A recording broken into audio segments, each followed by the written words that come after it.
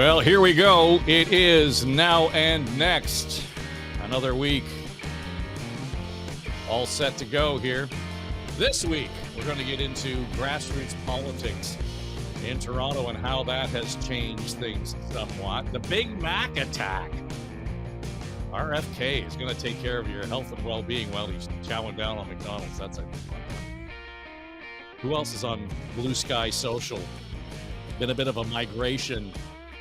Fair number of folks switching over post-election in the United States from X, Twitter to Bluesky. So I dipped in this week and found a lot of you are there. So we'll talk a little bit about that. And you'd pay $1 million for a banana taped to the wall, would you? Yeah, that and more coming up right here on Now and Next. And of course, this is the fun part. We're bringing in our regular crew. We're going to talk about issues of the day. Anne-Marie Akins is here from Curious Public. And Bob Broadway Reed is with us as well. And we've got the Queen of Hums, Lindsay Broadhead, and Brad fucking Ross is here with us to round out the cast. That is the comms and strategy team here on Now and Next. And they drop into the show every couple of weeks. And we tend to, have a pile of stuff to talk about. So shall we? Let's bring them all in and see what we've got to lend to the programming today. I just want to start off by saying we did a live show last week in front of an audience for the Public Affairs Association of Canada. And we're going to actually produce that and post it in our regular feed in the coming weeks. But just generally, thoughts from the crew in terms of how that felt. It's the first time we have all been in the same room together and made eye contact, if nothing else. Well, I loved it. It was really nice to see the audience, and it made me want to do more of those live things. It's you really do connect with each other and with an audience much more effectively. Yeah, somebody was saying, Brad, you were the only guy they knew that was brave enough to interrupt me. So I thought, well, it worked. It allowed for that engagement, I think. But this feels, this is the way pods are now. I mean, you can do it from anywhere in the world, but of course, it also feels a little bit like a Zoom call in, COVID 2020. But I enjoyed it. It was fun. It was fun. Well, even at some point, I felt like you were interviewing me, Bob.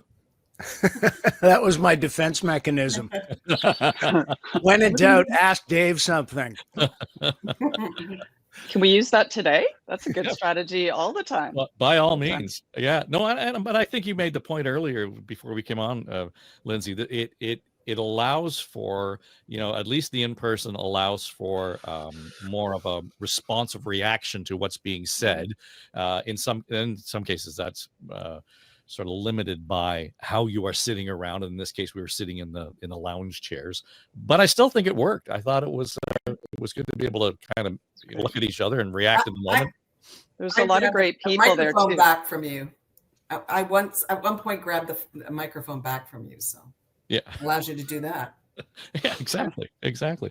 But I think it was it was a bit of an eye opener for the comms folks in the room to get not my take on it, but I think what you guys brought to the table, each of you had your own example of why podcasting isn't just, this kind of fancy glitzy thing in the political era that we're into right now. But from a comms perspective, it really does work in terms of the overall strategy. So I don't want to, draw the curtain back too far. We'll get into it in an upcoming episode, but it will be live from the Public Affairs Association of Canada. That was the gathering at George Brown. First time I'd been down to the new campus there. So anyway, it was kind of cool. Beautiful. Brought this to your attention this week. The story about the latest City Hall by-election, and of course it gained a whole lot of noise and attraction because Anthony Furey was among those who was on the ballot, and two things were happening there that sort of caught the headlines. On the one hand, Premier Wynne, Kathleen Wynne, was supporting one candidate, and Tim Hudak was supporting Mr. Furey. And of course, we have Wynn and Hudak on the ledge. So it was an interesting dynamic to see how they were playing out. But what I found fascinating in all of this was more of the point that this was getting right back to grassroots politics and the ability to, change voter behavior, voter attitudes. And Bob, you live in the riding, right? You live in that ward? Yeah. Yeah, So it's my ward. So I saw the signs everywhere. I saw the coordinated "Stop Furey at all costs" movement. Vote for anybody but him. All kinds of things. Lawn signs that looked like his, but had fine print at the bottom that were negative against him. I've never seen anything like it in any municipal race. Really, in provincial races, you don't see an individual candidate being targeted like that by an organized movement. And that's what this was. And I take exception at those who say, well, this is the new shape of grassroots politics at the local level. I don't think anything's grassroots when you've got a coordinated, funded to a degree, organization that is deliberately going after one candidate versus the rest of the field to try and skew the outcome. And Anthony Furey himself has been very clear about this in follow-up media interviews. He says, if it was not voter suppression, it was certainly vote manipulation, all aimed at one candidate out of the field. So I find that troubling. I mean, flip the table, and if it was a conservative organization that was gunning for someone on the left side of the spectrum, there would be, I think, a lot more hue and cry than there's been about this in the aftermath. But we've kind of opened this can of worms, though, haven't we, Anne-Marie? I mean, this is going to happen now. This is going to be the playbook. Well, you know what I find surprising, because with all due respect, Bob, this has been happening for a very long time, especially on the right. We've had Ontario Proud, Canada Proud, True North, Rebel News, all gunning after a more progressive or left-wing or even liberal candidates in a very organized way. They perhaps don't do it on such a grassroots, on the ground level with volunteers creating signs and that sort of thing. That part I'll give you is unique. But as for the official, there is a way to become an official political group to be able to lobby your constituents to vote in a certain direction. That's been going on for ages on the right. So it's not surprising that the left has picked up that kind of tactic. Well, three words the other way: Working Families Coalition, who we've seen in the last couple of provincial elections, who are a well-funded third-party organization that go gunning for the Conservatives. So, yeah, I'm not saying this has never happened before, but when we see it, particularly at the city level, where allegedly there are no partisan politics, when you've got an organized group like this coming in, I say you might as well open up the field to partisan politics at City Hall, which personally I'm not in favor of, because I think that automatically draws lines in the sand and prevents different viewpoints from working together more easily as they otherwise would in a nonpartisan environment. But in the name of transparency, I think there's got to be just a greater degree of that when somebody with a big steamroller like that rolls into an open election campaign. But isn't the answer, Bob, then to make sure that it's party driven? Because then at least you can put limits and say the party can only spend this much and the third party can only spend that much. And that's kind of what happens at Queen's Park. Yeah. That's where the guardrails are. Whether you like, the new legislation or not, doesn't matter. But at the city, there isn't really any guardrail. Right. And that is the problem, the crux of it, and that is one solution is to officially make it party status. I'd like to find another way around that. Yeah, I don't know what it is, Lindsay. But I mean, I don't know. Yeah. Yeah, no, I think that's what Bob just hit on in terms of its connection to the municipal government is what draws my attention too. My mom lives in the riding and she received the memos in the mail. And so that message sticks. And it was interesting to watch it cascade out. The media picked it up. So every time Anthony Furey was on the radio, he was on 1010 all the time. he was put on the defensive, right? So the journalist would say, you know, we're bringing you in. We want you to talk about your campaign, but we also want you to defend against this accusation. So I think there is also a space here where, you know, what is the validity of that particular accusation? But the grassroots tactic of the whole thing was perfectly executed insofar as it spurned the discussion. It planted a seed in voters' minds, and the right kind of voters, right? They were targeting particularly conservative voters. And then that elevated right into all the other news cycles. So, you know, when we're talking about podcasting, when we're talking about all these kinds of medias, what they did tactically was genius. The connection to the municipal piece, though, is fascinating because, you know, grassroots implies to a degree those without power, right? And I don't think we should kid ourselves, right? The chief of staff used to run Progress Toronto. Progress Toronto is also what pushed in, you know, and defended Olivia Chow's nomination, which she was very successful in, as well as a couple of the councillors who sit in very powerful seats. So to Bob's point, there is an interesting confusion or watering down between this definition of what municipal nonpartisan politics is, and then the other orders of government. And I really am bothered by the notion of partisan politics in municipal government. Except, Brad, that if there was a party at City Hall, it's probably the NDP, and that's the 100%. Basis of what we've been talking about here. That progressive side, it's an NDP infrastructure, and I put that in lowercase letters. I'm not suggesting that the party was necessarily behind it officially. The NDP has always been the most organized, if you will, at the municipal level, going back, you know, to the Metro days and pre-amalgamation. I want to, let's take this grassroots metaphor a step further, and I'll say the landscape has changed. We've talked about this in terms of, other tactics like podcasting. We've talked about how people are winning elections, and Progress Toronto, to their credit, I think have come on to something that nobody else has yet. And I think, as we saw in that, if you read that Star story, I think you'll see from councillors like Brad Bradford and others on the right are looking at it themselves. So I think we're going to see more of this from across the political spectrum. And so, to Bob's point and to Lindsay's point, maybe we need, there's got to be some guardrails now, perhaps. I don't know. I think there are some.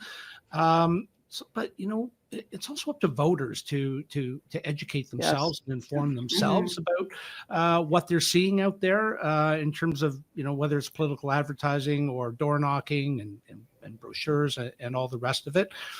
Progress Toronto, they won. I mean, they won the day in terms of this, and so I think we need to be mindful of being overly critical of that. They did what they set out to do, and in politics, who said it's supposed to be all nice and fair? It's they did what they needed to do. That I think, Brad, you're absolutely right. They hit it out of the park. Like this isn't a critique. I think it's a actual. It's job well done, right? Grassroots politics and municipal politics, they go hand in glove. For me, it's just about the transparency, right? Let's call a spade, and understand who's pushing certain messages and why. And when you have accusations like the tactic of distributing a flyer saying someone's racist or sexist or what, I didn't see the flyers, but we heard the outcome of them. That is a interesting tactic. It's kind of a dangerous one to a certain degree, because you're going to have to defend yourself, and it could be seen as actually very I don't want to use legal terms, but it could cross the line if it's not framed correctly. So I don't know. We'll see what if there's another group forming on the other side. We'll see what tomatoes they end up throwing at the NDP coalition. Well, attack ads work. We've seen that at every level of government in countless campaigns. And that's really what this was. Whether they were flyers that ended up in your mailbox or the pseudo lawn signs that you saw driving along the side of the road, it was all attack-oriented messaging in whatever form it came through in. And that takes money and that takes organization. And yes, this is nothing new, and it's been done on both sides of the political spectrum. But I find it troubling when there is an entity that is doing something like that and then never has to answer for it. Because, Lindsay, as you said, Anthony Furey had to answer for it on his side. He had to defend against the allegations and everything else. But the other candidates who were benefiting from it never got the flip side of the question, because they could say, well, I don't know who this organization is. It's not connected to my campaign in any way. They're just out there doing their thing while I'm reaping the benefits. Shh, inside voice. Yeah. Don't say that out loud. Yeah. But again, you can't blame the other candidates for what Progress Toronto has engaged in. I mean, so at some level, Anne-Marie, there's a level of community engagement here that we have not seen in municipal politics in a long time. We always complain about voter turnout. It was a pretty reasonable turnout for a by-election in the city of Toronto. It's true. And I think groups like these are paying attention to municipal politics, where decisions that are made affect our daily lives more often than a provincial or federal decisions. So I think people are paying attention to that. And say what you will about this group, the Progress Toronto, but it's the founder, Michelle, who's now, as Lindsay said, this chief of staff in the mayor's office, is brilliant. She's a brilliant strategist. She is young, she's brilliant, and many of the people that she brought into that group are like her. They're young, they're involved, they're very community driven, and ideologically driven, and that encourages me in and of itself, that people are really getting involved and recognize the importance of municipal politics. And there is a process in place for groups like this group, Progress Toronto, as well as Ontario Proud. They have to demonstrate certain things in order to be officially campaigning, not directly, but indirectly for candidates. There is a process. You have to have a certain amount of members, a certain amount of money, and that sort of thing. So whether or not those safeguards are enough, that's something to be looked into and explored. But it is interesting that people are getting much more involved in municipal politics. That's encouraging. But isn't that the point, though, Brad, that they weren't expressly supporting one candidate, but they were arguing with the point of view of a particular candidate? So it's a nuanced distinction, but they were not lobbying on behalf of that campaign. That, yes, it would appear so, and that Anthony Furey was the target. He, excuse me, he is, he's known. Anthony Furey is a known, was a known columnist who is a little further right than those at Progress Toronto, and so they targeted him. He made certain promises and has said certain things in the past, and they use that against him. And I think, I think we're going to see that in the next federal election, certainly on the Conservative side. I think the niceties of politics, whether we like it or not, are a thing of the past. I'm all on board with the transparency piece, and I think it was a good point. I can't remember which of my friends here made it about Furey constantly having to answer for these charges, but nobody on the other side having to answer for the charges that they were making. So, all's fair in love and war, I guess. Just to clarify one point, they sometimes do, they often do outwardly support to candidates. They did support right. Olivia during her most recent campaign. They didn't support, in this case though, the interesting part is they didn't come out and support the candidate that won, but they were completely focused on Furey. So that was an interesting part. Yeah, and the candidate that won got a plurality of the votes, interestingly. Progress Toronto didn't endorse a specific candidate, but the former premier, who does live in the ward, but she got actively involved in it to the point of brokering a deal for two other competing left of center candidates to drop out and to give their support to Rachel Chernos-Lynn, who went on to win the seat. So back to Dave, your point about registration and lobbying, I'm curious to know what boxes Kathleen Wynne ticked in regard to that, because there's some serious political weight and influence being wielded in support of one candidate. How does that play into a municipal campaign field? I don't know the answer to it. Well, just to clarify, Kathleen Wynne doesn't live in the ward anymore, but she did for sure. Yeah, and you know, on the other side of it is Tim Hudak's out there knocking on doors and doing the same thing. So it's cutting both ways, and both campaigns saw the value in having, you know, an A-list campaigner knocking on doors on their behalf. Sure. But let me get back to Anthony Furey. And, you know, we've all encountered Anthony in various degrees over our careers in Toronto. Certainly I talked to him a lot when he was at the Sun and so on. Should he not have seen this coming, Bob? I mean, he already ran the mayor's campaign. He ran for mayor against Chow, and there was some of this bubbling around the surface already. This was an attempt to actually sort of stomp on any opportunity that he might have to ride a city council seat into the mayor's chair or into a mayoral campaign. Should he not have seen that coming? Oh, I think he did. I think he was very well prepared for all of the various attack points against him, and probably, certainly through experience learned from his mayoral run. He finished fourth in that contest, and was roundly targeted on the same sort of hot button points that came up in this campaign. So I think he was well prepared for it. I don't think any of that caught him by surprise. I think what was surprising was the bigger issue that we're talking about a very organized third party that was clearly targeting his candidacy. Yeah, well, and it'll be curious to see, you know, for all of the things that Doug Ford wants to get involved in Toronto vis-a-vis, you know, bike lanes and everything else. This is probably something that the creator of municipalities should be paying attention to, because they have to live by those rules, and they've been very strict in terms of, you know, what their third party involvement in campaigns is, particularly around campaign time.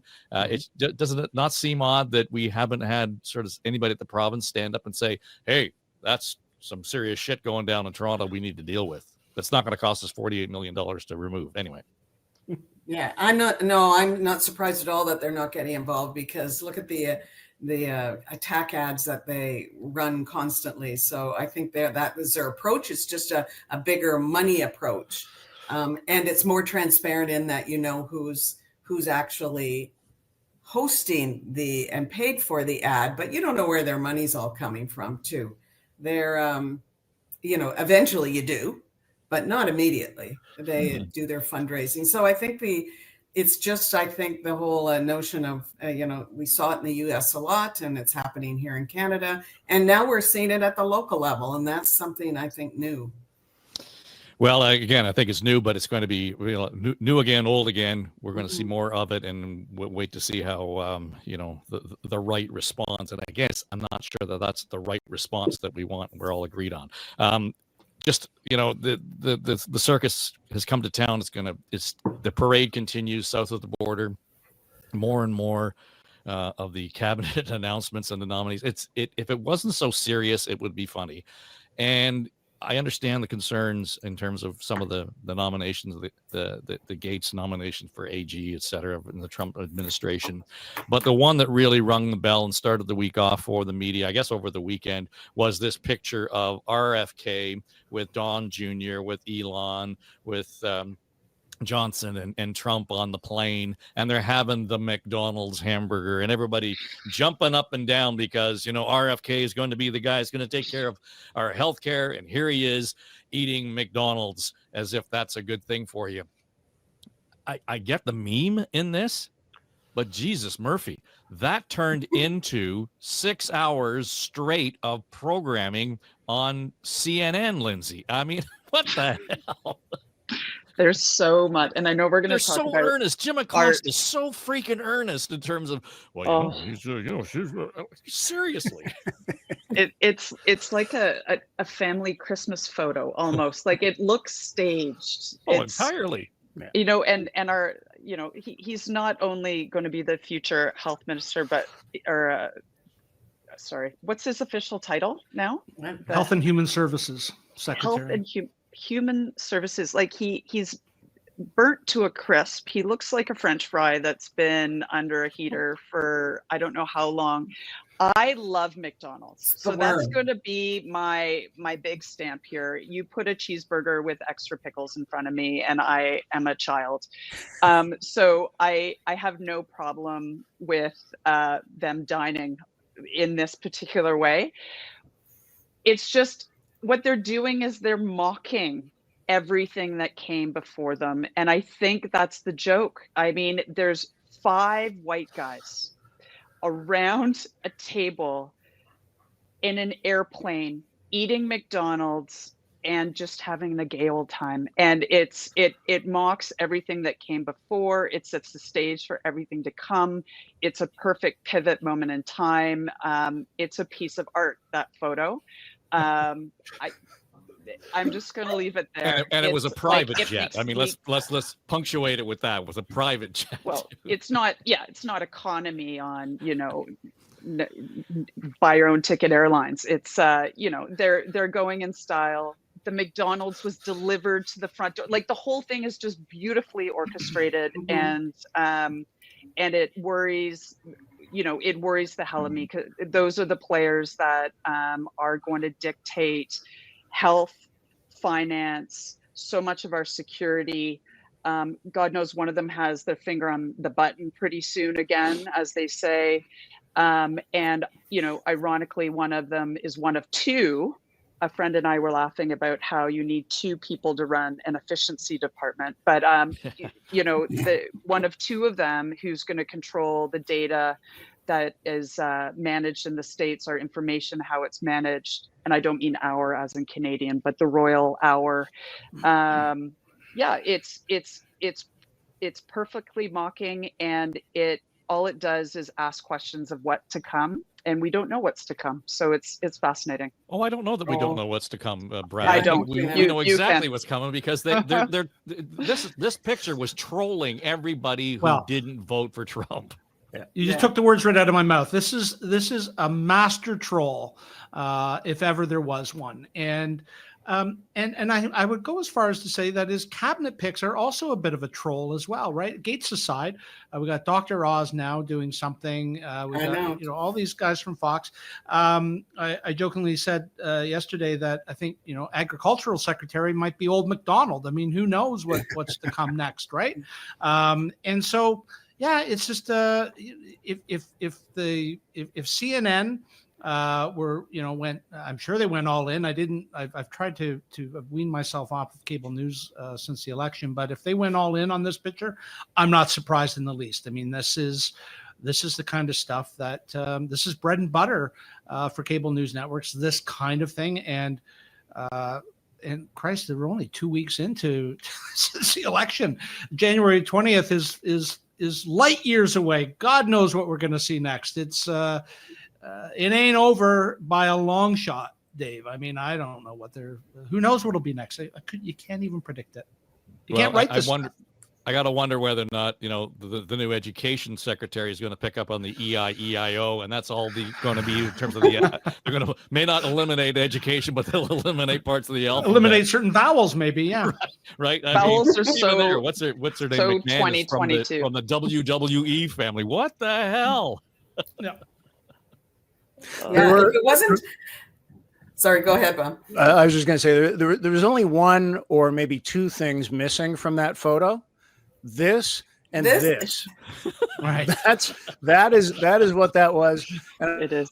I also thought that photo is the visual equivalent of Don Cherry's speech at Rob Ford's inauguration as mayor. The put that in your pipe and smoke it, you left-wing kooks. That was the visual Commie Pinkos, equivalent of that.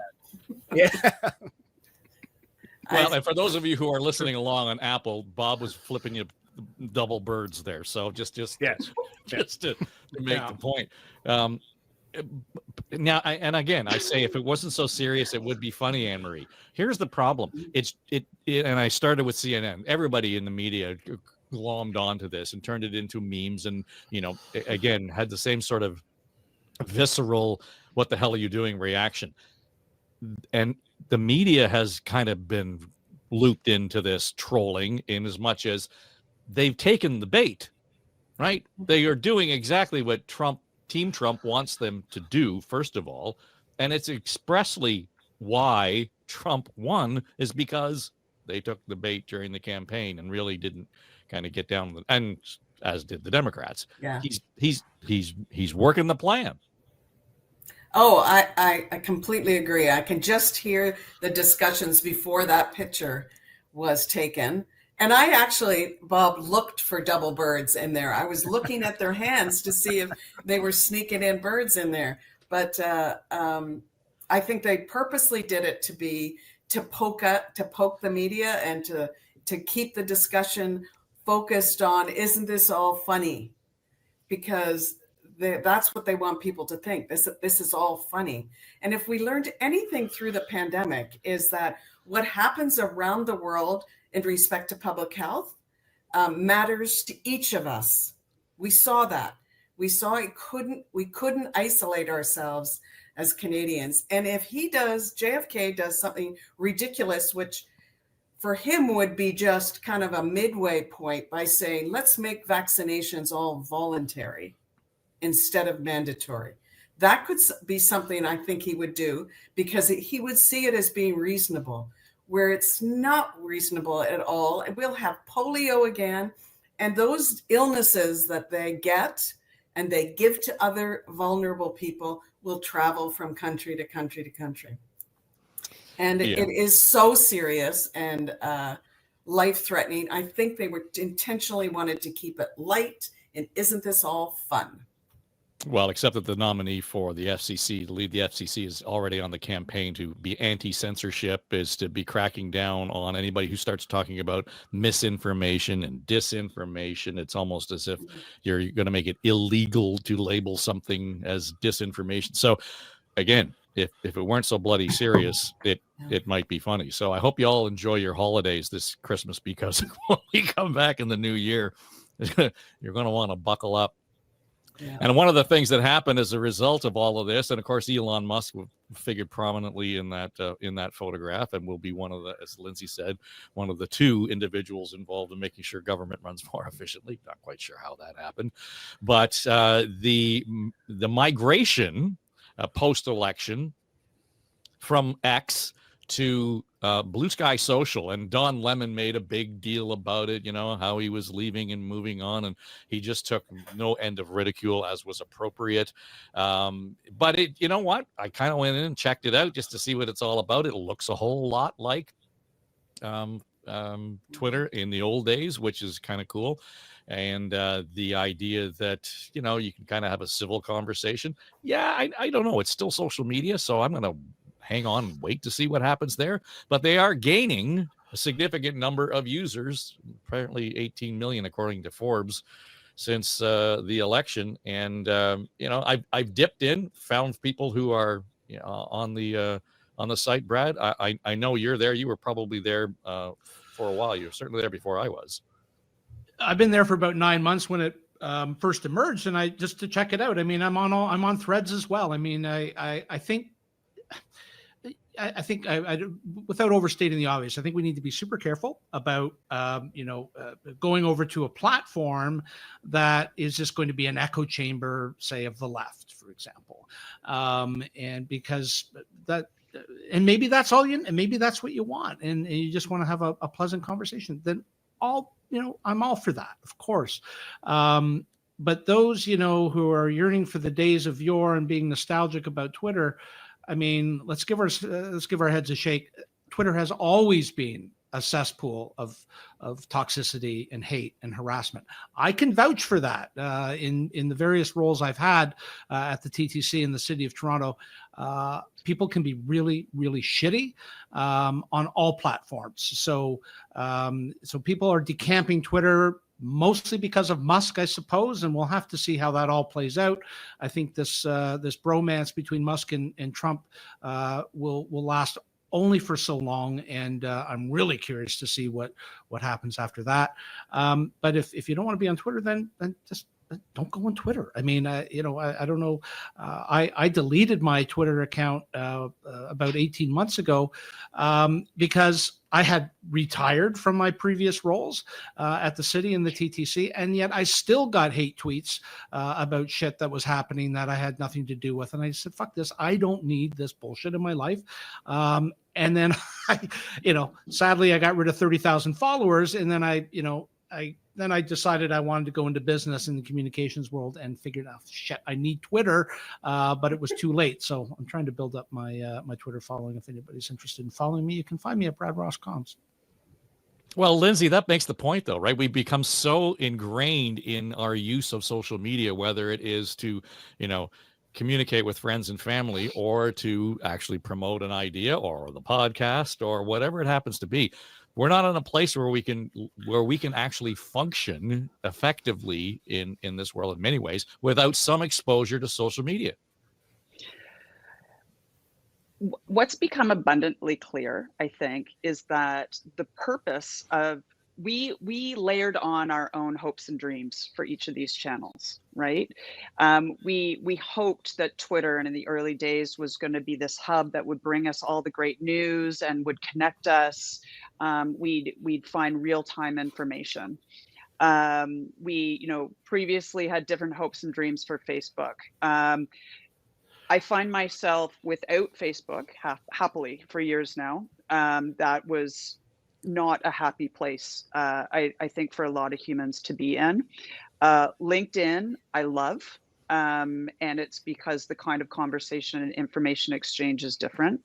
These social platforms we're talking about, it's evident that this is not where you should be getting your news from, right? Anyone who's getting their news from any of these channels is fishing in a very limited pool that will have algorithms all over it, and you're not going to be getting balanced news. I hope people know that, even though 35% of the world now is getting its, or youth rather, the world under 25 is getting its news from TikTok, which is frightening. These other platforms give us access to something. For me personally, what I love about Twitter, what I never found in Threads, and now on my Virgin voyage here with Bluesky, what I love is the real-time access to things that are happening, so that you, if there is a protest downtown or a speech or a sporting event, you can plug into kind of that in the moment thing. You won't be getting the real life analysis or news, but the thing is happening. I love that. And it has failed over the X platform because of the amount of bots. I mean, you're just constantly being scrolled, and bots coming at you left, right, and center. So it's dangerous and it's gross, and I don't like the way people communicate. So I don't know. You've got to use these different channels you've got to be conscious about how you're using the channels. And then for clients, if you're in the communications world, how you then pivot, you put paid behind them or don't, for different reasons. There's a different purpose for each one. Well, and I think that's one of those things that we all take for granted, Bob. Given the work that we do, the world that we live in, how our brains are wired, we all understand that each one of these platforms has a different audience, which means it has a different voice, which means it has a different opportunity or a likelihood of this kind of response. And I don't think that, generally speaking, that has been conveyed or understood well enough by people who just sign up and use them. And so then they find themselves, in places where it's not at all comfortable, or it's bullying, or whatever the case may be. But I don't know how you get around that, though. Yeah, I think you're right that the vast majority have no sense of what the alignments are or what the environments are on these. with respect to Bluesky, I mean, Brad, I tip my hat to you that you knew about it and were on it 18 months ago, because for me, this is a brand new thing, because in my other channels, my other feeds, I've seen nothing but I'm deleting X. You can find me on Bluesky. Here's my coordinates. And I'm like, oh, what's that all about? And as is typical for me, I tend to be a late adopter of new platforms, because my first reaction is, great, there's one more thing I've got to check now and look at and keep up with. And I got enough of that already in my life. But I will probably make my way over there. Dave, to your point about alignments of platforms, and as Lindsay said, each one is an opportunity for those of us in the communications world. And do you put clients on there? Do you look at amplifying with paid? All of those things. Excellent questions. It's no different than, do you put them on CNN or on Fox in the American equivalent? Where is the audience that you're trying to connect with ideally, and what would the reception be like on it? With respect to the exodus from X, as it were, a lot of that, of course, is political reaction because of Musk and his relationship with Trump, and so that's the Republican platform, and he's not my president, and I hate Musk, and so I'm leaving there. But also is what was just talked about, the change in the tone and the environment on X since Musk took it over. Now concerns about how your information is being utilized, and explicitly stated that we're going to feed your stuff into AI platforms in the name of further platform development and enhancements. There's a big brother aspect to that is freaking a lot of people out, just like people who have left TikTok because of its direct links into the Chinese government. So this is now, I think, kind of a new nuance in social media, is who is behind it, who is controlling it, what are they doing with it. And Bluesky's point of differentiation right now is, we won't do any of that, and we're telling you that explicitly. That's in our terms of agreement and our mission statement and everything else, that this is a clean environment that way. But at the end of the day, it's still going to be a bunch of humans on social media. And as Lindsay there's said, no cure for human nature, right? We all had high hopes every time the last new thing came along that it would be different, but it's still going to be a bunch of keyboard warriors in there, as well as nice people like us. Well, but it's worth noting that this, back to your initial point about Brad being the early adopter, it was launched in 2019 by Jack Dorsey, who's the guy who started Twitter. So, there was some intention there, I think, Anne-Marie, to say, we can bring this back to life, that there is a nice, warm, fuzzy place to be on the internet. The thing that concerns me is that only months ago he bailed on the company. Now it's being run by somebody else. So I think, oh, really? Now that it's up and running. I think I joined Twitter 15 years ago. And it had become, I wasn't targeted as much as Brad was, but I was targeted in my role, because it's transit and people are always mad at transit. And I still get hateful stuff sent me about transit. So, but often it's about the TTC. It's not about even the right company. So, but it was something as part of my job. I had to be on top of the news every minute and breaking news. And Twitter, especially initially, was really good at feeding you news. Not that they gave the news in Twitter, they just linked you to the news. So, but that's changed significantly. So I'm pretty much off Twitter, and that's a relief. Reporters still try and reach me through there. I'm not sure why they haven't paid attention, but I was hopeful about Threads. It hasn't kind of panned out. They haven't been able to get their algorithms right, or their timelines. You can't follow a correct timeline, and the news media just didn't take on the Threads so much. So I'm a little hopeful about Bluesky, because they seem to have figured out a few things right away. But we'll see. I'm very cynical when it comes to channels now, but it's also, as a communicator, and that's still my job, I have to be aware and very familiar with all of these channels to be able to provide good advice for my customers. But the other thing that I am a real proponent of, and I hope the schools are doing, and I worry they're not doing it enough, is about digital education. So our young people are learning to differentiate all these sites and what you use them for. Like, for example, I just use Facebook, so it reminds me of my huge family's birthdays.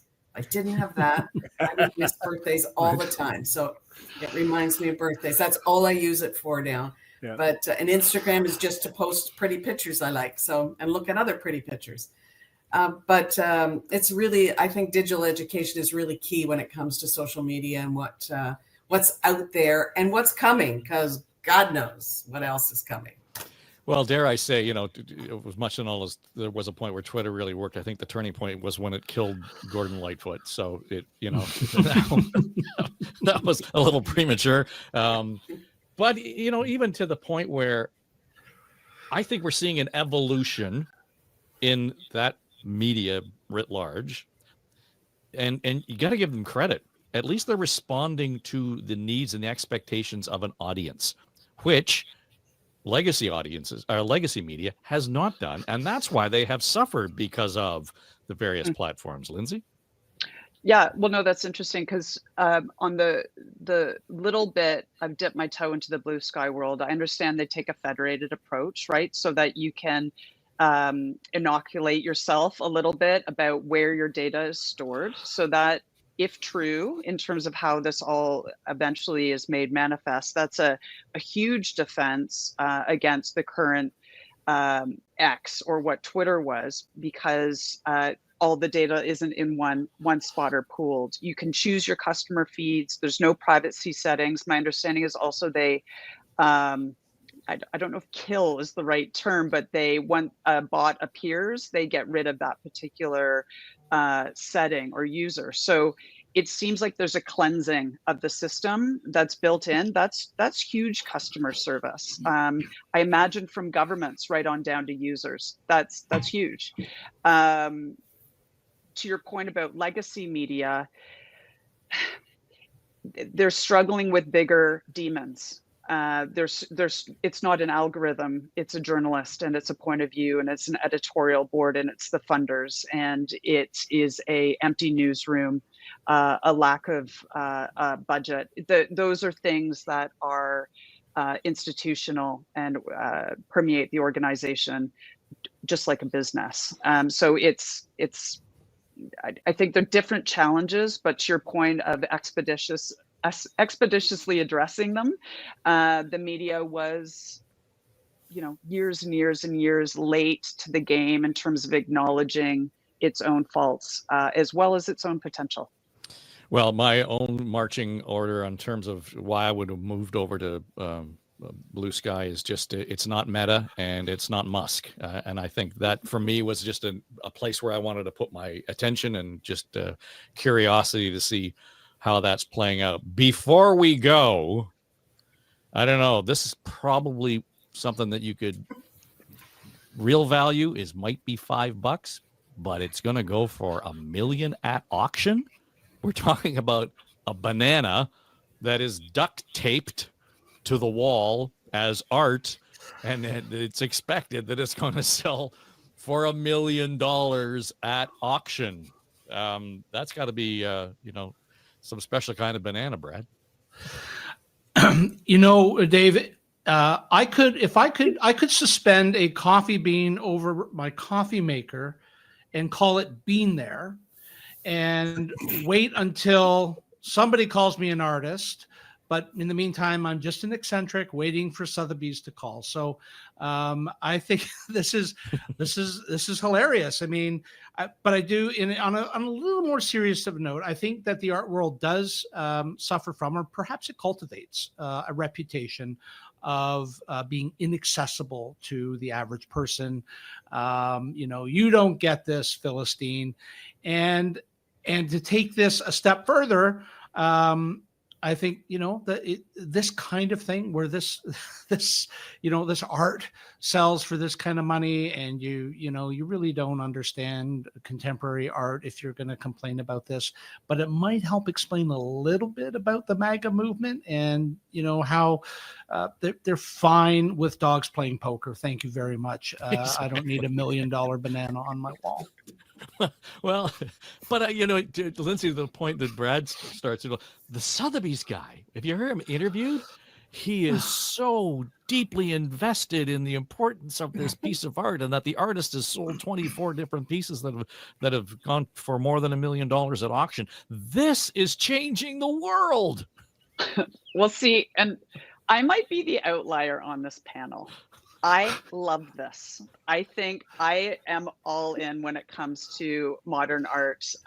It queries. Have I got some nectarines for you, Lindsay? Well, bring over your produce. I've got rolls of duct tape. I'm going to make a fortune with you. I think this is performance art. And it's not dissimilar to what's happened decades and decades and decades before, where you put the viewer and the artist in opposition and contradiction or engagement. And it's exactly what we're doing today. When you show that photo of the boys on the plane with their Big Macs, it's the exact same thing. It probes, where's the power? What is art? What is beautiful? What's important? And it's a mockery of everything else around us. It's doing the exact same thing with a price tag, frankly, that's far less than what we have south of the border. I think is brilliant.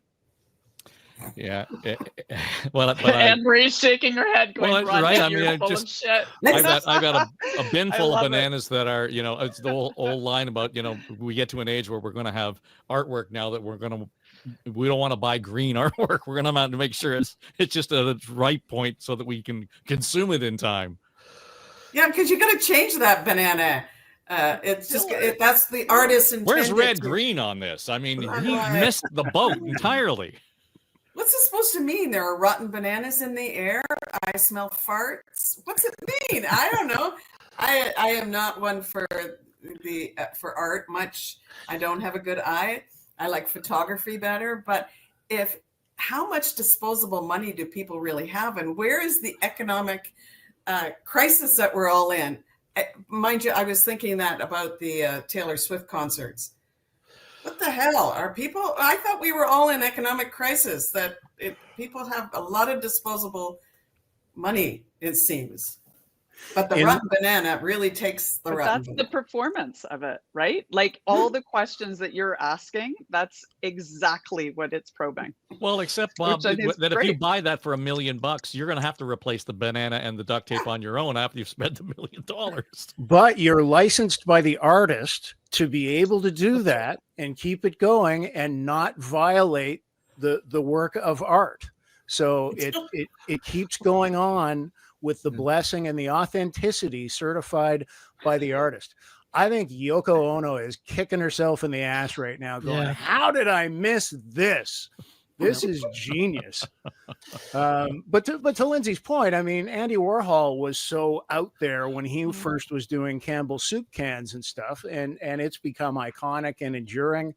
I don't think this will so much. I put this up there with you remember the work of the painted work in the National Gallery of Canada, The Voice of Fire, which was a giant vertically oriented rectangle of 3 stripes of solid color that was worth a gazillion dollars as well.